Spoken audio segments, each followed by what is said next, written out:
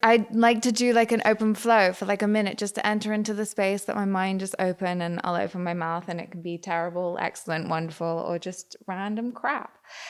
So if that's okay, I'd like to start with that and then I'll move on to stuff I actually wrote for you guys. Is that okay? Cool. Okay, so sadness. I see cracks in their eyes, raw, bleeding, red. So I get down low, try to break my way in, and I whisper a reminder. I say, remember that there is unspoken power in your silence, and it is carving these cracks behind your eyes and telling you what you see is only bloody. There is power in the unspoken words, and I'll remind you once again. Don't let their walls close in on you. Speak up. You are love. Thank you. Okay, so onto the stuff I actually wrote. It is very dark. This is done in pencil. This shall be a challenge we shall go through together. Okay. Whew. Chaos. My mother showed me that chaos was the twinkle wink of self-hatred. In the blind pupil black void of the sucking vacuum pipe end dream, chaos was the hangover of giving up.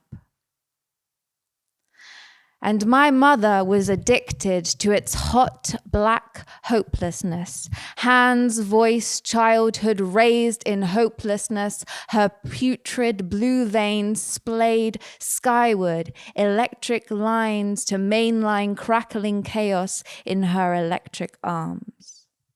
How she relished the hateful burn and afterache that pays for the assigning to the devil's contract of renouncing responsibility, abandoning the self to the bazaar of pandemonium she could overstimulate herself with.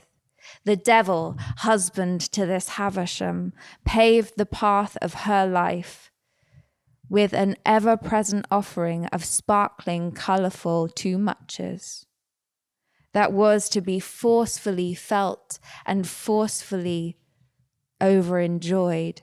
She was in love with its bedlam and its reliable pain, forecasting tomorrow's emotional weathering as hurt, making sure her evening bedroom door was always a howling portal to the bed-birth cries of being fucked by her own madness.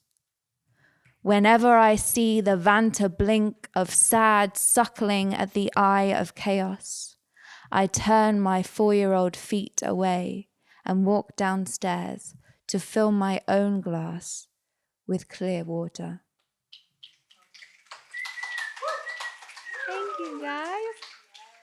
Okay, so this last one is actually a story. It's not quite spoken word, but I wrote this today. So, chasm. My lover lives in a chasm of crushing, earthquake words that crumble cracks in the solid rock of his face, loosening looks of falling fear. Sometimes he gets caught up in its quaking noise of ricocheting hate, sharp bullets pointing at himself. Then it's hard for him to hear love. The sequences, the frequencies get lost in his dark space. I would only lose my voice trying to be heard through the dense void of self-deprecation. So I wait with love and keep whispering. Reminders to look up, to see the clear blue sky in my blue-eyed beam of love.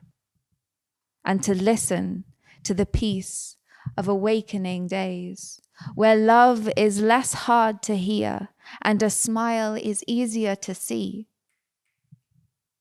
Sometimes he worries I'll disappear, that my whispers will dissipate, that I'll go into the blue, So he pushes himself too hard to climb out of his cavern, to come and catch me before it's too late.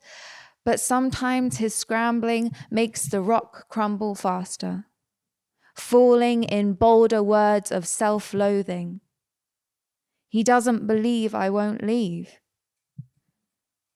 because he forgets how to hear the heartstring of love that ties us together. Its vibration sends endless energy to me. Each time he tries to climb, he gets a little further, learning the strengths and the weaknesses in the walls. But wherever he is in his climb, I'm happy to share his journey. Thank you.